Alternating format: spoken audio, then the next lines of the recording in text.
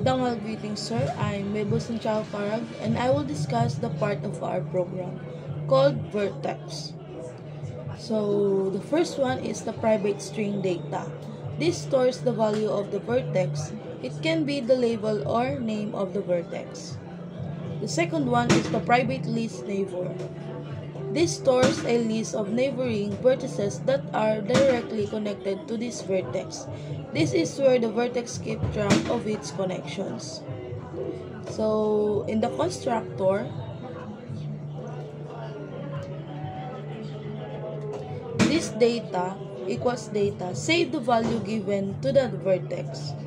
And this neighbor new list creates an empty list of neighbors because a new vertex has no connections yet.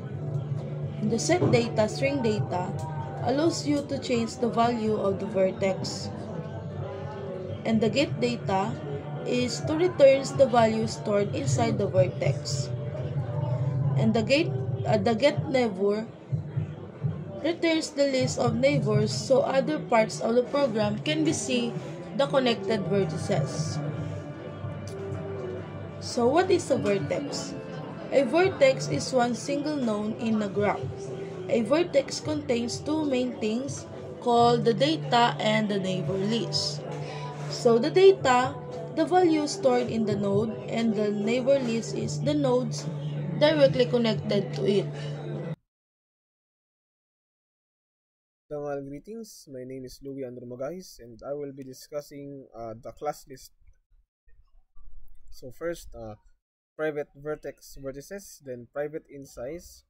The vertices stores the vertex objects by underlying the data structure, and the insize tracks how many vertices are there currently in the list. Next is the public list. Vertices equals new vertex 5, size is 0. So first, it creates an initial array that can hold up to 5 vertices, then sets its initial size to 0. Next is the public void add.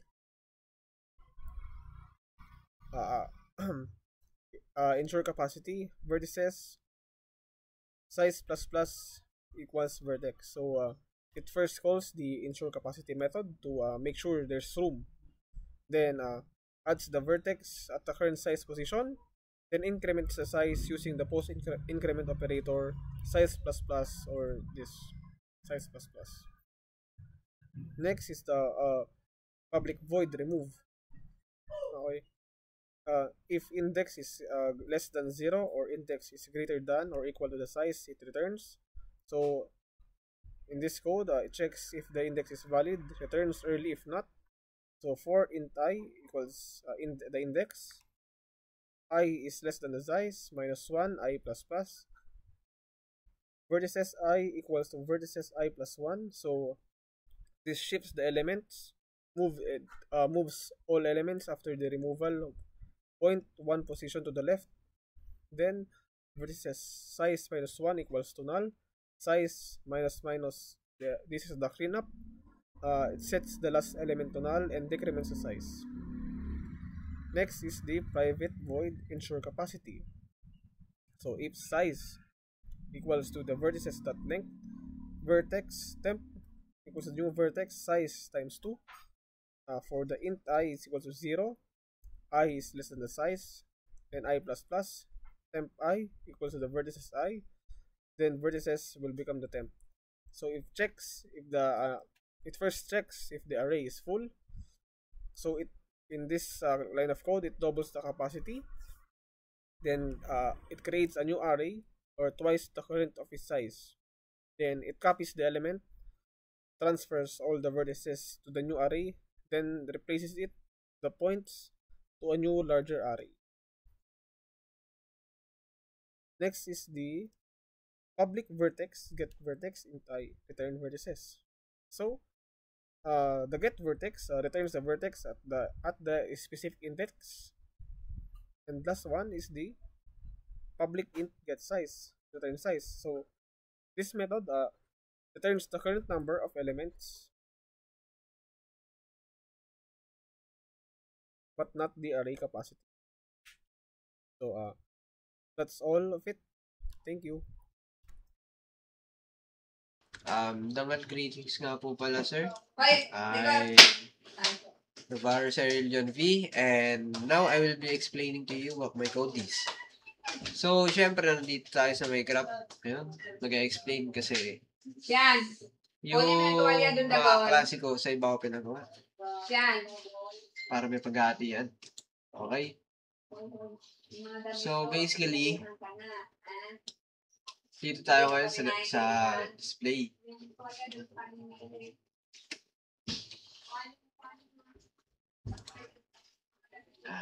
Dito tayo ngayon sa sa vertex. Ngayon, si vertex ay mag-add ka lang dyan ng vertex. Ayan si graph, mag-i-initialize lang ng list ng vertices. Tapos, dito kay vertex ay mag-add ka lang ng string na data. Kunwari, nag-add ka ng kalamba, ganun, kabuyaw. Tapos, ibabato siya kay vertex na object. Parang mag-add siya, ganun. Gagawa ng object na letter V ang pangalan. Tapos, yung V, shortcut ko lang po yun.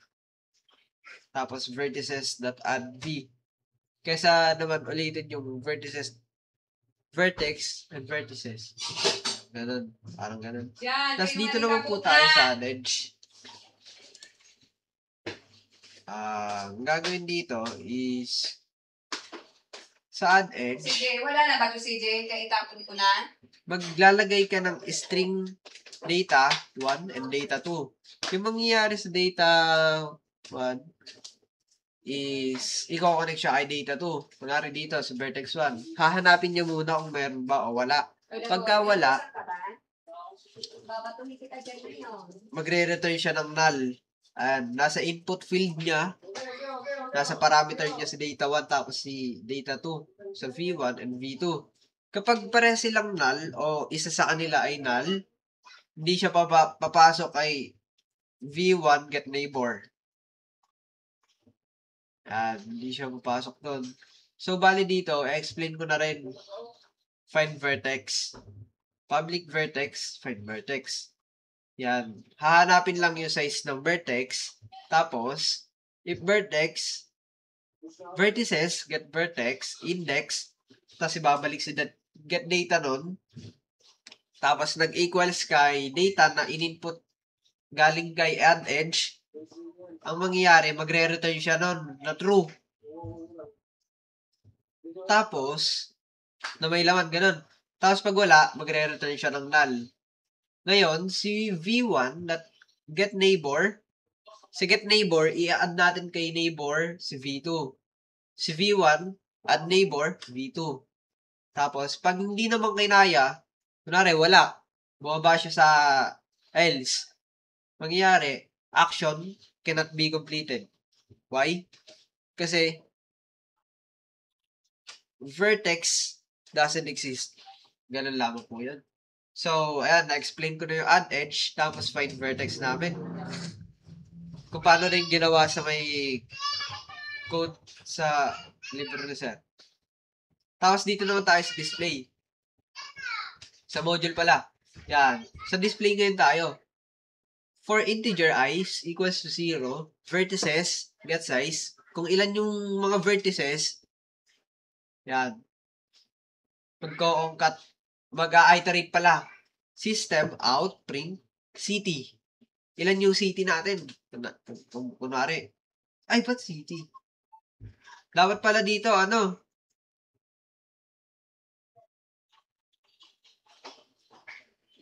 Dapat pala dito, barangay. Nakalimutan lang baguhin. Pero mamaya, papabago na lang yon. Yung barangay niya, kunwari, Mamatid, Gulod. Dito, ang mangyari dito sa for loop na to, J vertices, get vertex I, index nun, tapos kukunin yung neighbor nun, kasi sa neighbor na tayo eh. Tapos, get size. Kung ilan yung mga neighbor nun, ganun.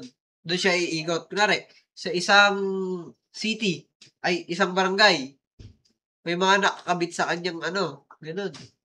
Sa paligid niya, neighbor, ganun, size. Tapos, vertex, ay kukunin muna natin sa list.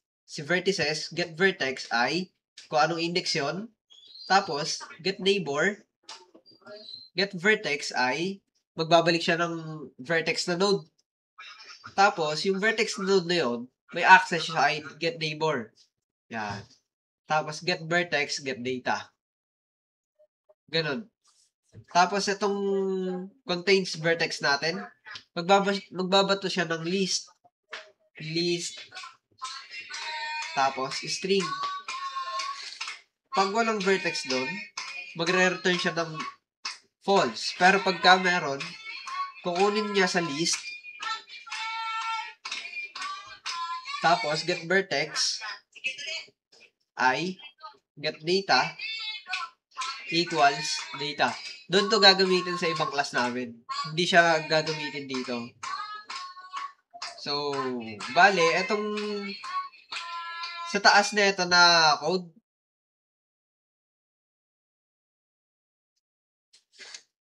so, bali, sa taas na ito na code, hindi na para ako ang mag-explain pa po doon, sir. Para na po yun sa kaklase ko para hindi na maubusan ng i-explain. Ito kasi kaya medyo hindi sabay yung video tapos sound. Gawa ng Ako na siya. Kuhanin mo yung doon. ay video tapos sound. Gawa ng, hindi pala nag-record yung ganina. Kaya, inulit ko na lang sa screen record. Kaya medyo hindi tugma. Hindi nagsasabay. Siya, narinig mo ba siya? I'm Navarro Cyril Janvi po. Kuhanin mo nga, And talita to CSB. Thank you for listening and watching po sa explanation ko. And ipapasa ko na po sa next presenter. Thank you. Hinihintay mo talagang mabato kita ngayon, ha? Dangal greetings po, sir. I'm Kevin Palom. And ang i-discuss ko po ngayon is yung method ng is accessible. So, yung ano nga po bang importance ng neto sa buong program or sa buong code. Yung yung itong is accessible na to is siya. Dito ito yung nagdi-determine ng connectivity sa buong graph class. And tawag dito, siya po yung sumasagot sa mga questions na kung meron bang path from one point like vertex to another. So siya po yung sumasagot. Ito pong method na is accessible na to. And na-achieve po si is accessible method by BFS or breathe first search. So meaning to say ang ginagawa po ni BFS is siya po yung nagda-direct connect sa mga vertices dito kay vertex.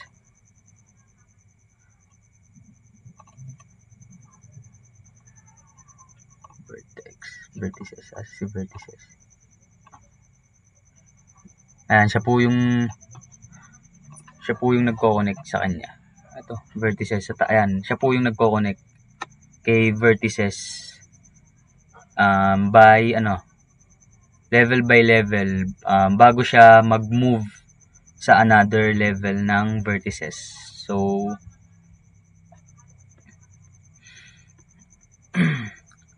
in terms of connectivity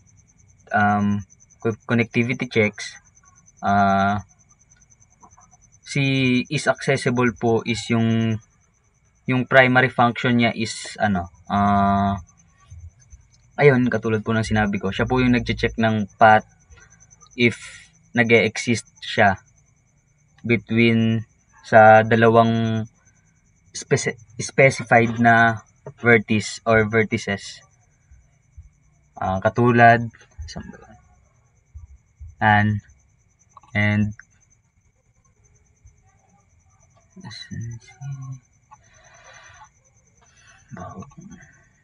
sakit sa ulo. So yun, siya po yung naghahanap or siya po yung nagche-check if yung dalawang path kung yung siya po yung siya po yung nagche-check if nag-e-exist po ba siya sa dalawang path or sa sa magkaibang vertices. So saan ako? In terms of naman po, path finding, efficient po siya na na-determine po niya yung existence ng bawat path and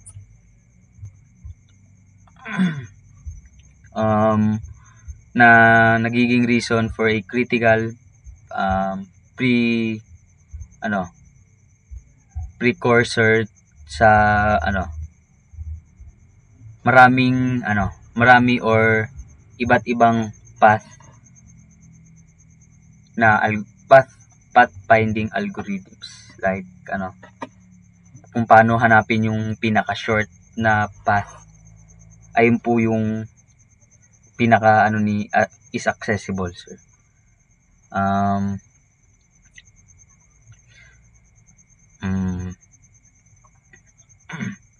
Yung naman po, yung components naman po ni is accessible is tinatraverse po niya si BFS in terms of initialization. Hinahanap po niya yung yung starting target na vertex dito. Hinahanap niya dito yung starting target niya. It's either wala or if wala siya, wala siyang mahanap na object sa vertex, i-return niya as false. Sa naman po, in terms of edge cases, hinahandle po niya ito kung nasaan yung start and yung target niya na object. And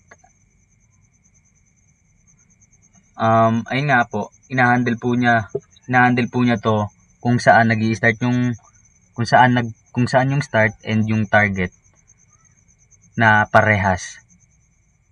Ayun po, like start is equal ayan, parang ganito po. Ayan, start tapos ito katulad po na ito. Start is equal to target, then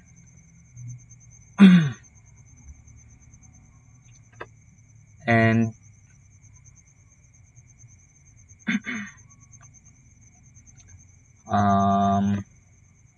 yung logic naman po ng BFS is gumagamit siya ng queue para mag-store ng vertice or vertices para mabisita niya yung and para mabisita niya yung mga list para ma-prevent yung tinatawag nating infinite loop, para hindi siya mag ulit-ulit ng loop or redundant na pag-check sa bawat list. And nag-explore din po siya ng bawat bawat list if yung current na vertex is kapag yung binisita niyang or inexplore niyang list is ayun yung target or yung hinahanap, ang ang kalalabasan niya is true. Katulad dun sa kabila, yung sa initialization, pag walang pag ginanap niya yung pag walang target dun sa vertex object or kapag null, ang ang i-return niya is false. Dito naman sa logic ng BFS, pag nag-explore siya, then if andoon yung target niya, ang i-return niya is yung true value. So, ayun lang po, sir, for my part, for accessible method. Thank you po. Hello everyone. Good evening, sir. My name is Kenneth Titi Lapis, and I will be explaining my part here in our group or the final project in data structure. So let's begin. So in the main method, we started by setting up the input reader so we can accept user input from the console. Then after that, we created a new instance of our graph class, and this graph it will represent the map of Cabuyao City, where every vertex is barangay or location, and the edges represented the connections between them. Next, we first printed Cabuyao City map to show that we are building the map. Then we added all the barangays using g.add vertex. Each add vertex will create a new vertex object and store it inside the graph's vertices. So after adding all the locations, we built the actual road or path connecting by connections by calling g.add edge, then add Mamatid or San Isidro, and what this does is that it will link the two specified locations together as neighbors. And then, by the way, the edges are bidirectional, so if Mamatid is connected to San Isidro, San Isidro also recognize Mamatid as its neighbor. So this makes our map behave like a real city world map, real world city map. Okay, so next is that at the end of this program, you can see we printed a section for searching connections. So here, the user types a starting location and a target location. So we then use if G is accessible, start target to check if there is a path connecting the two places. So the method uses a what do you call this, a BFS like approach, or breadth first search like approach. So it the purpose of this is to explore the map and see if the target city can be reached from the starting city. So finally, depending on the result, we display either the outs starting city is connected to the target city, or else system out the print line starting city is not connected to the target city. So that's all. Thank you.